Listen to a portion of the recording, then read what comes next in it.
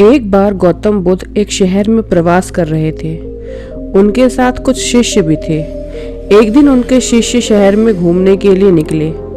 वे शहर में घूम ही रहे थे कि तभी शहर के कुछ लोगों ने उन्हें अपशब्द कहे। उनके बुरे शब्दों को सुनकर शिष्यों को बहुत बुरा लगा और वे वापस लौट गए। बुद्ध ने देखा कि शहर से लौटकर आए उनके सभी शिष्य बहुत क्रोध में दिखाई दे रहे हैं। उन्होंने शिष्यों से पूछा, क्या बात है, आप इतने तनाव में क्यों हो? तभी एक शिष्य क्रोध में बोला, हमें यहाँ से तुरंत चलना चाहिए।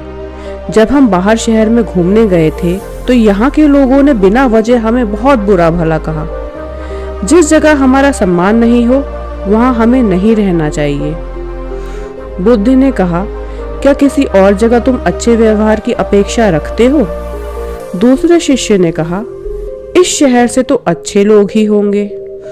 तब गौतम बुद्ध बोले, किसी जगह को सिर्फ इसलिए छोड़ देना ठीक नहीं कि वहाँ के लोग बुरा व्यवहार करते हैं। हमें तो कुछ ऐसा करना चाहिए कि जिस स्थान पर भी जाएं, उस स्थान को तब तक नहीं छोड़ें जब तक अपनी अच्छाइयों से वहाँ के लोगों को सुधार ना दें।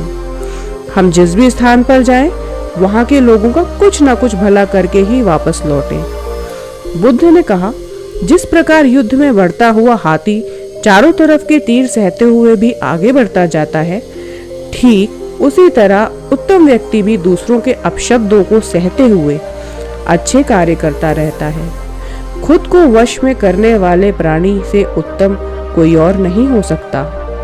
बुद्ध की बात शिष्यों को अच्छी तरह से समझ में आ गई और उन्होंने वहां से जाने का इरादा त्याग दिया। तो है ना दोस्तों, एक अच्छी कहानी जिससे हमें कुछ अच्छा सीखने को मिलता है। तो इसी प्रकार की कुछ अच्छी कहानी और तथ्य को जानने के लिए आप मेरे YouTube चैनल तथ्य बाय मेघना को सब्सक्राइब कर लीजिए। मिलते हैं अपनी अगली वीडियो में, तब तक के लिए नमस्कार।